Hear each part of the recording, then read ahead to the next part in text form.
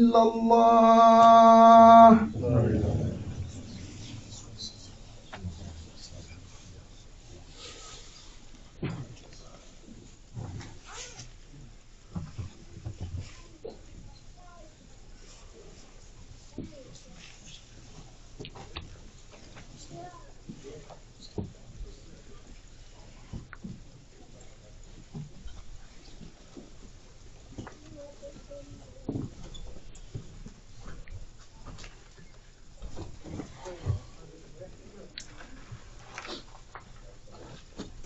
إن الحمد لله نحمده ونستعينه ونستهديه ونستغفره ونعوذ بالله من شرور أنفسنا وسيئات أعمالنا.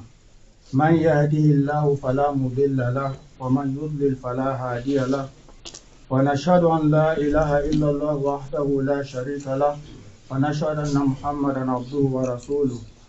يا أيها الذين آمنوا اتقوا الله حق تقاته ولا تموتن إلا وأنتم مسلمون. يا أيها الناس اتقوا ربكم الذي خلقكم من نفس واحدة وخلق منها زوجها وبث منهما رجالا كثيرا ونساء، واتقوا الله الذي تساءلون به والأرحام إن الله كان عليكم رقيبا. يا أيها الذين آمنوا اتقوا الله وقولوا قولا سديدا يصلح لكم أعمالكم ويغفر لكم ذنوبكم، ومن يطع الله ورسوله فقد فاز فوزا عظيما. أيها المسلمون والمسلمات، أيها المؤمنون والمؤمنات، أوصيكم ونفسي بتقوى الله في جميع أمورنا. Dear fellow believers in Allah, I entrust myself to have the fear of Allah subhanahu wa ta'ala in all of our actions. After we have praised Allah subhanahu wa ta'ala, we glorify Him with the utmost glory that He deserves, and we send salutations to the Prophet Muhammad sallallahu alayhi wa sallam. Nas'alullah subhanahu wa ta'ala an yaghfira li mawtana. We ask Allah subhanahu wa ta'ala to forgive our deceased. We ask Allah subhanahu wa ta'ala to heal the sick. As we have all seen what took place in the Middle East over there, on TV, on our phones, in the news. We ask Allah subhanahu wa ta'ala to allow those that have passed away to accept them as shuhada and to let them into His Jannah. We ask Allah subhanahu wa ta'ala to include us among them. We ask Allah subhanahu wa ta'ala also to provide care for those that are in very, very bad shape, as you could see the images. Allah subhanahu wa ta'ala is the one that is all wise. He does things the way He wants. La yus'alu amma yaf'al wa hum yus'alun. We don't question Allah subhanahu wa ta'ala in His actions. All of His actions, they have hikmah behind them. Everything that Allah subhanahu wa ta'ala has a wisdom behind it. So we might know the hikmah, we might not know it. So we ask Allah subhanahu wa ta'ala to guide us. We ask Allah subhanahu wa ta'ala to make this a lesson for us, so that we can be much, much, much closer to Him. Because when these things happen, people start to question. Sometimes some people lose their faith. How does this type of evil happen? Also, let us try to avoid all the politics that is involved. And remember, this is human life that have been lost, that are going through these tragedies. And don't indulge yourself into all this politics, or this person is siding with this, or you should not send aid to these people because they will misuse it, all of those politics. Don't get involved into it, inshallah subhanahu wa ta'ala. Just be sincere and send whatever help you want to help to the people that you trust, the organization that you trust. Send it to them, inshallah subhanahu wa ta'ala. Or the minimum we could do is to make dua for them. Also, don't take this as an opportunity to say, oh, we see the imams at the masajid, other tragedies take place in our own countries, they don't make mention of it in their khutbahs. Don't go down that route. It's not good for you personally, it's not good for you emotionally. Because as we all know, the way we follow things is based on the news that we see. The more news feed that they feed into one thing, the more people's attention go into it. We know lots of tragedies are taking place some other places, so many places where Muslims are. So let us avoid going down that track, inshallah subhanahu wa ta'ala. Today my khutbah anyway was aimed at the Quran.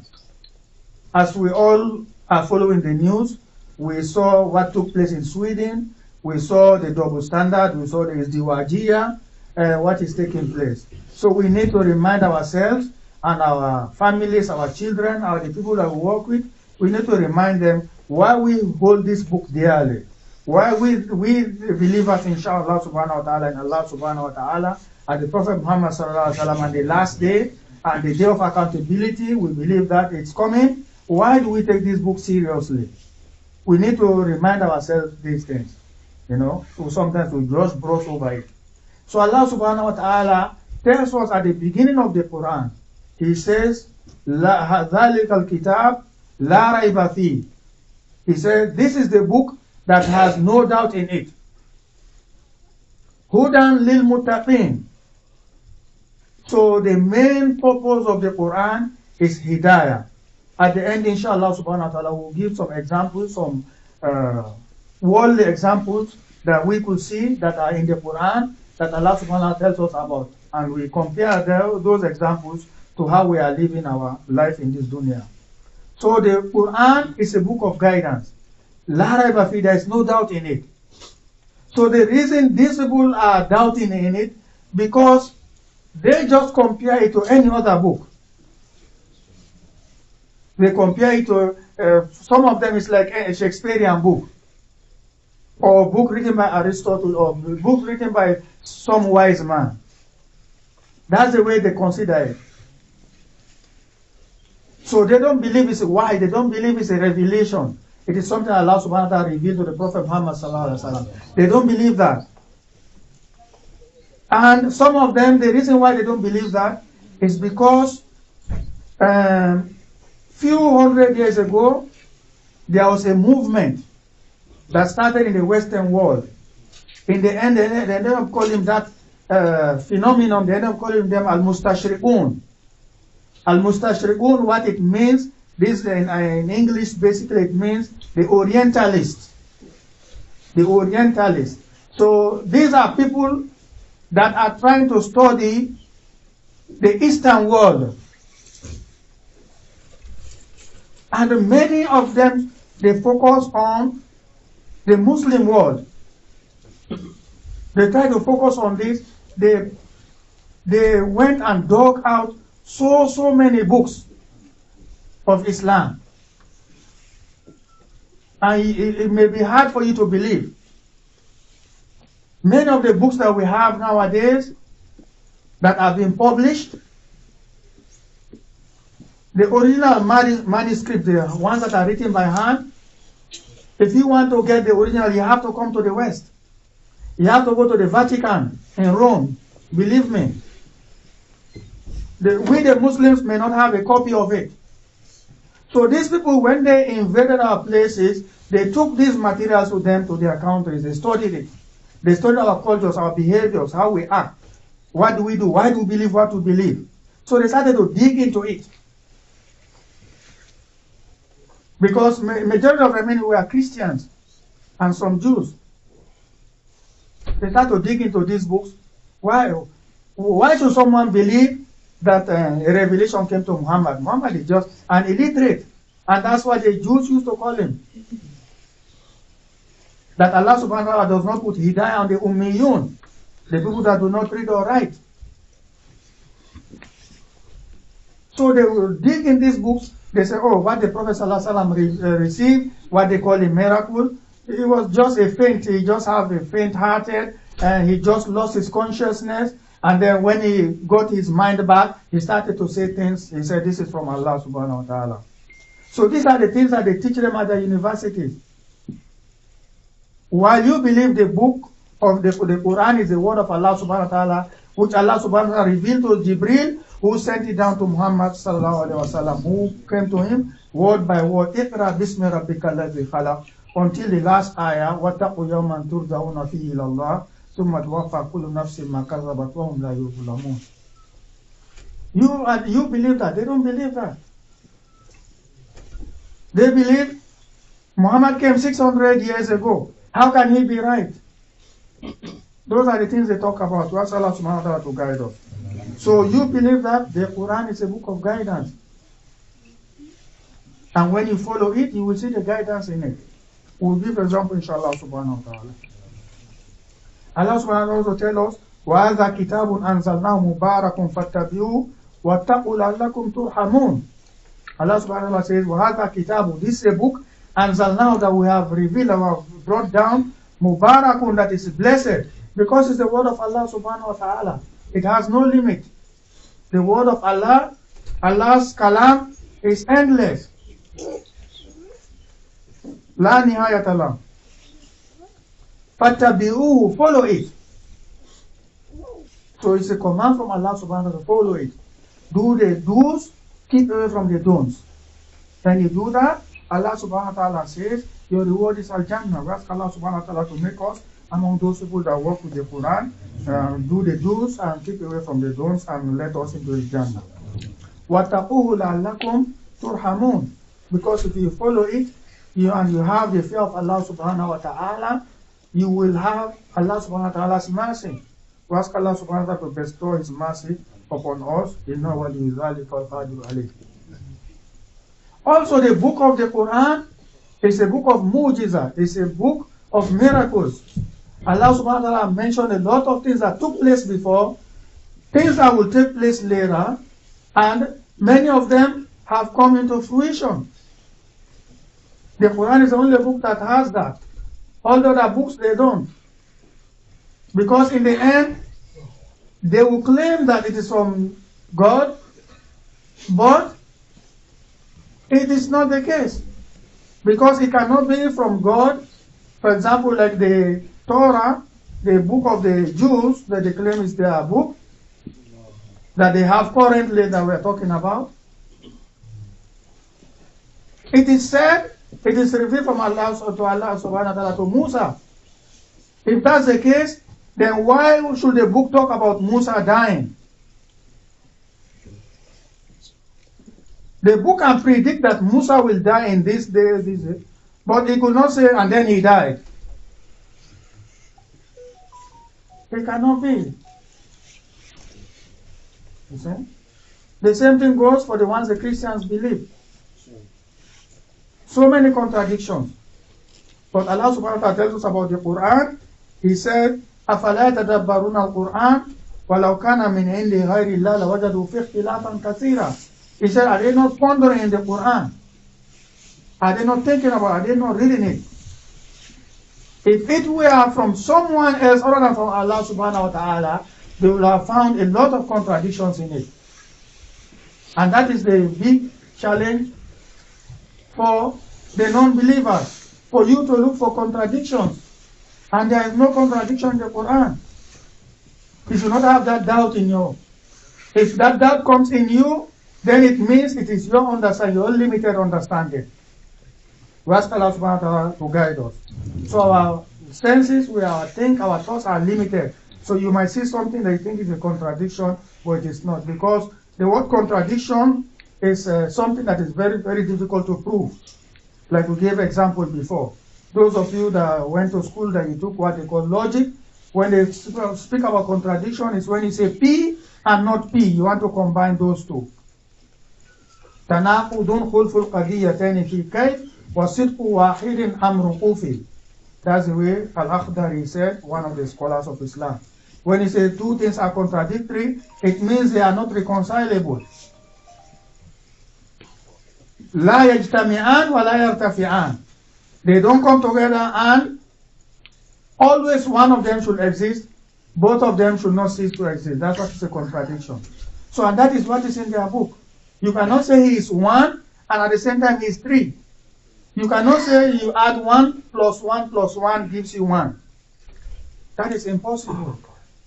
Because everybody that thinks knows that when you add 3 things that are identical, you should get 3, you should not get 1.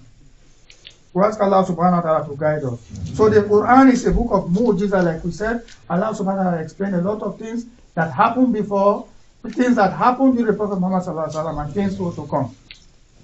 For example, the signs, the minor signs, the Quran mentioned them. Some of them. The major signs, the Quran mentioned them. Some of the signs, a lot of killings. Look at all the killings that are going on. We ask Allah subhanahu wa ta'ala to protect us. Also, Allah subhanahu wa ta'ala promised that he is the one that will protect the Quran. He is the one that will put it from, keep it away from corruption, which is part of the mu'jiza of the Quran. So the Quran has remained unchanged since it was revealed to Muhammad sallallahu alaihi wasallam. If you go and read the meticulosity that the Sahabas took to protect the Quran, it's beyond imagination. We cannot imagine it right now.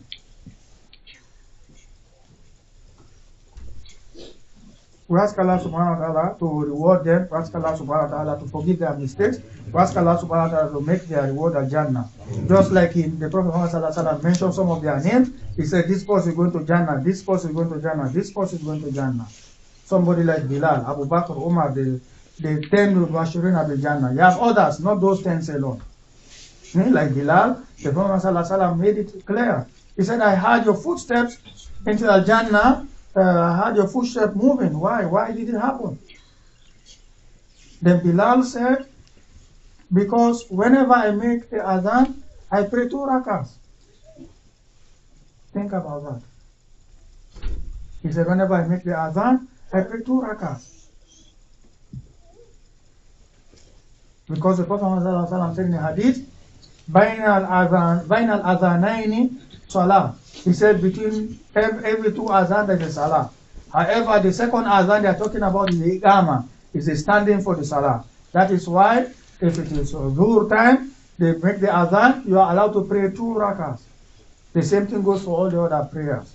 Baina kulli adhanaini salah. Think about that. Whenever he makes the adhan, he prays 2 rakahs. The Prophet ﷺ said, I had the footsteps in Jannah. We ask Allah subhanahu wa ta'ala to make us among those people. Remember, this dunya fania, this dunya comes to an end. This is just a pathway. It's a pathway, the reward is Jannah. So Allah subhanahu wa ta'ala also tells us about this. He said, إِنَّ الَّذِينَ كَفَرُوا بِالذِّكْرِ لَمَّا جَاءَهُمْ وَإِنَّهُ لَكِتَابٌ عَزِيزٌ لَا يَأْتِيهِ الْبَاطِلُ مِنْ بَيْنِ يَدَيْهِ وَلَا مِنْ خَلْفِهِ تَنزِيلٌ مِنْ حَكِيمٍ حَمِيدٍ. He said, oh, to those people, indeed to those people who deny the word, the guidance, the remembrance, which is the Quran, Lama Jam, when it came to them. وَإِنَّهُ لَكِتَابٌ عَزِيزٌ. And indeed, it's a book of might. And if you want to believe this, because many of us were born Muslims, we grew up in a Muslim family, go and look at those people that some of the converts, and they tell you what was the turning point. You listen to them, you see the turning point. You'll be amazed. We ask Allah subhanahu wa ta'ala to guide us.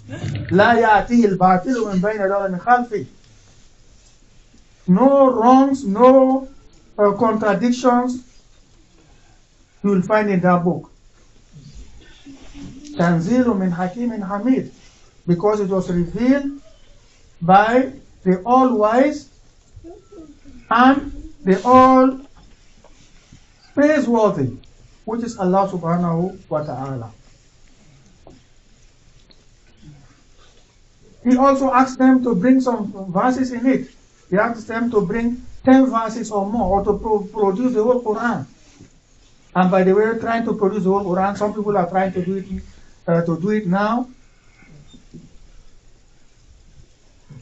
They are trying to do it. They go online, Google, say, whatever programming they design, try to make a book. They say it's like the Quran. That will never happen. Don't even have any doubt in that, you as a believer. It will never happen. Don't get scared by chat, GPT or whatever. It will never happen. Okay? Because it's the word of Allah subhanahu wa ta'ala. He's the one who created all these things. He's the one who created us. He knows our limits. So if you are having any doubt about these things, ask for guidance, inshallah, subhanahu wa ta'ala.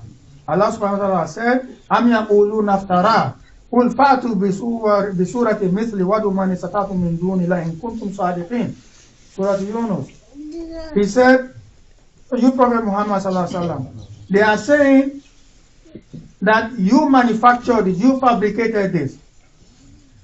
So if that's the case, Tell them to bring a surah like it. And if they finish, let them call whoever they want so that those people will help them if they are really truthful. By the way, if you go online, Amazon, when you want to buy Quran, don't just go buy. Come and ask, especially for those that are not familiar with the Quran, come and ask. When you go to Amazon, they have a Quran, they have a green book there. Green. Green, like this color. Green. You know what's the title? They call Al-Furqanul Haq. Al-Furqanul Haq. So when you see it, if you don't know, you think it's the Quran. You know?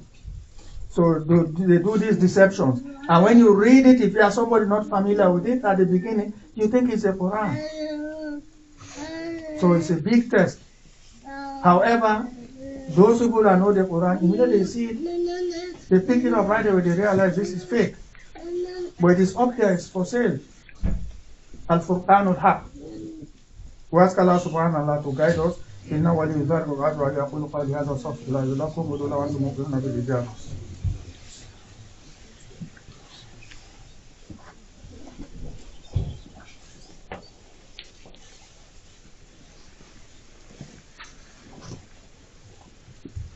Alhamdulillahi Rabbil Alameen wa salatu wa salamu ala ashrafil mursaleen Muhammadin Sayyidil Awwalin wal Akhirin wa ala alihi wa sahbihi ajma'in.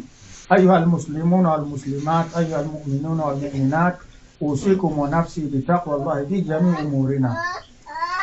Let's go through some guidance that the Quran tells us.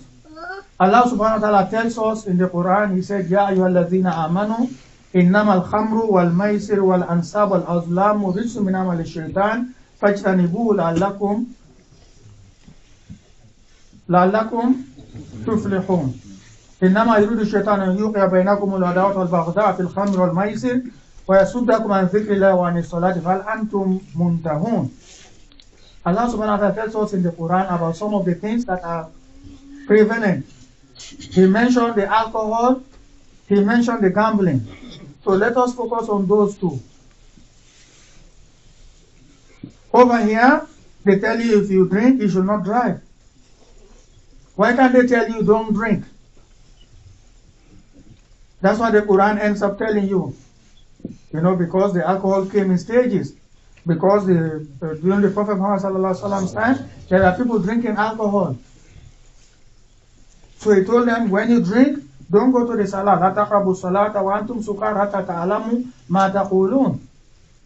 Because when you drink, your mind is not there. You cannot focus.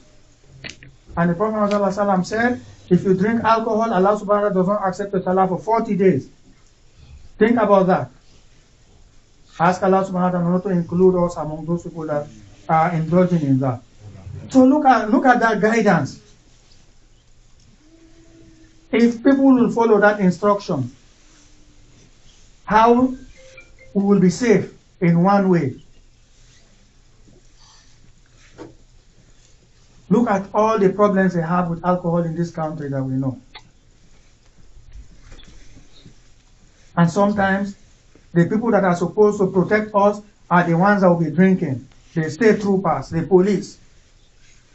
Few of them, I'm not saying all of them, don't misunderstand me, inshallah. But think about that. We ask Allah subhanahu wa ta'ala to guide us. The same thing goes for the gambling. Back to the alcohol. Look at where sometimes they go and place the liquor stores. Look at their locations. At the poor neighborhoods. You go work, $9, $10 to $15. At the end of the week, you go spend most of it in alcohol. So that you said you want to reduce your worries. You know, because you're thinking too much. When you drink that, you are not thinking, you know. We ask Allah subhanahu wa ta'ala to guide us. The same thing goes for the gambling. The grocery stores. They bring these lottery cards. It's very cheap. It's $5. You end up winning thousands of dollars. Or they say the ticket is $1, but if you win, you're going to get billions of dollars. And secondly, they tell you, even if you lose, they are taking this money, they are spending it in our schools. You see the deception? It's a deception. It's a deception. And when you look at it, the majority of the people that play these things are the poor. Because you are led to believe that out of this, you can become a millionaire. You can become a billionaire. And those of you that follow it, sometimes they play it for a week. They said, oh, it's this $1 billion the winner is going to get. And nobody ends up winning. And I have Muslims telling me, oh, I played because, like I said, in the end, even if I lose, they are taking some of this portion of the money they are spending in our schools. Let us don't go down that road. The Quran tells us, rich is dirty, it's nasty, and it's part of shaitan, it's part of those temptations. Lastly, think about the riba that Allah subhanahu wa ta'ala talks about in the Quran. Think about that text. If all of us were to keep away from it,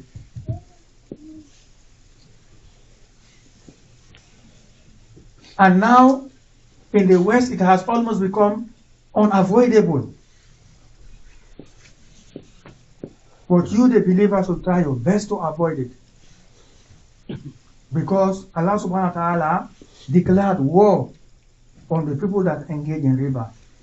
فَلَمْ تَفْعَلُوا فَأَذَانُوا بِحَرْبٍ مِّنَ اللَّهِ وَرَسُولِهِ وَإِن تُبْتُمْ فَلَكُمْ رُؤُوسُ أَمْوَالِكُمْ لَا تَظْلِمُونَ وَلَا تُظْلَمُونَ. So that is why we have to establish credibility among us. So when I need, I will go to my fellow believer and ask him or her, can you borrow me this amount of money? When I get, inshallah, I'll try to pay it back. You wait for the person when they are able. So we have to establish trust among us so that we don't have doubt, or when this person, when I give this money to this person, he will not pay me back. Now, like we said, it's almost impossible to live without it in these countries. Those of you that were here during the housing collapse in around 2007, look at all those tricks that they did to put the poor to go into buying houses. You're making $10, $12. How can you buy a house in this country? You have to live within your means. Like the Arabs say, something that you don't have, you cannot give out.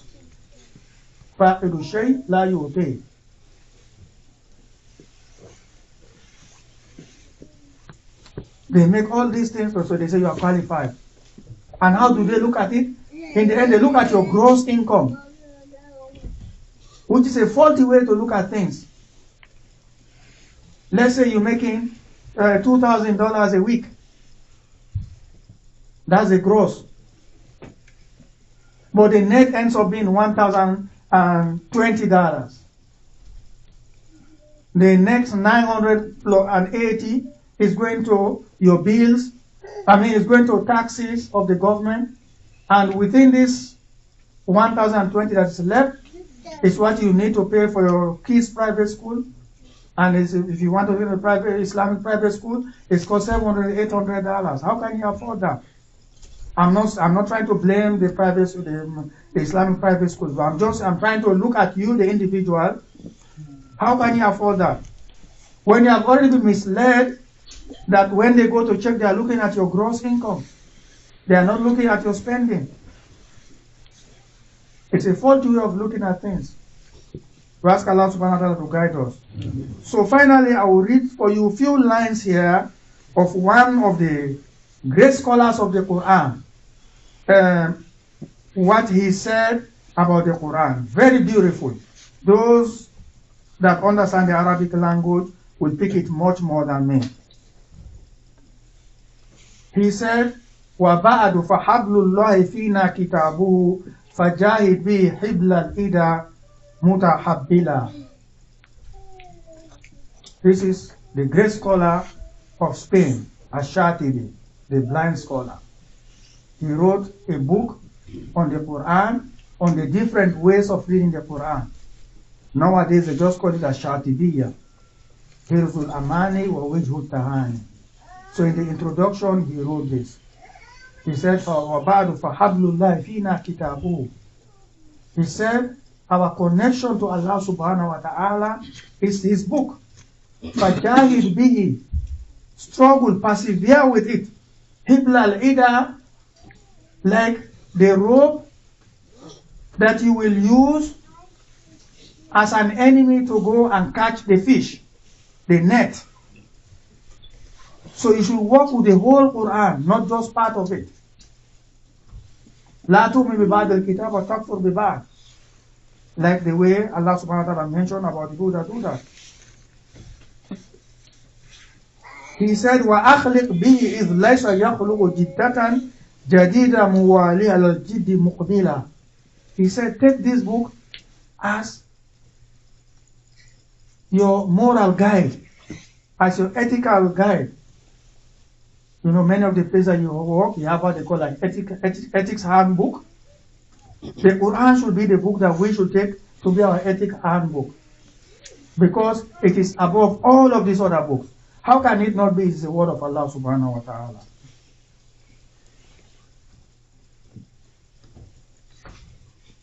He said, وَقَارِهُ الْمُرْتَدِي قَرَّ مِثَالُهُ كَالْأُتْرُجِ حَالِهِ مَرِيحًا وَمُوكِلًا. He said, the ones who read this book, they get that pleasure, they get that tranquility in themselves. كَالْأُتْرُجِ, like a citrus. Because the Prophet Muhammad said, the ones who read مَثَلُ الَّذِي يَقْرَأُ الْقُرْآنَ مَثَلُ الْأُتْرُجِ. He said, those who read the Quran, they are like the citrus.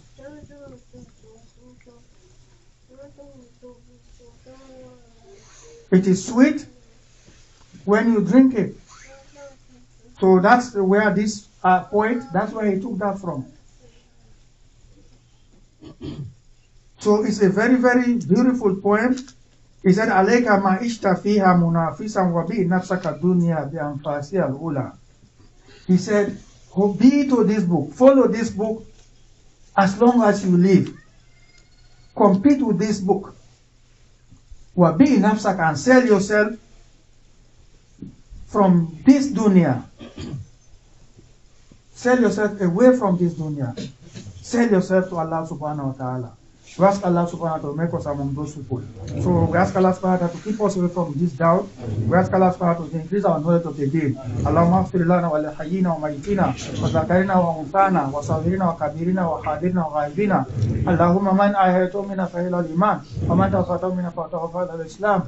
Allahumma la tahrimna ajra al-mayyitin wa la taftina ba'dahum. اللهم انصرنا ولا تنصر علينا اللهم اعنا ولا تعن علينا اللهم اشف مرضانا وارحم موتانا اللهم احسن خلاصنا وفك اسرنا واجبر كسرنا واستر عيوبنا واقض ديوننا وبلغنا مما يرضيك اعمالنا اللهم صل على محمد وعلى ال محمد كما صليت على ابراهيم وعلى ال ابراهيم وبارك على محمد وعلى ال محمد كما باركت على ابراهيم وعلى ال ابراهيم انك حميد مجيد سبحان ربك رب العزه عما يصفون وسلام على المرسلين والحمد لله رب العالمين وقوموا إلى صلاتكم.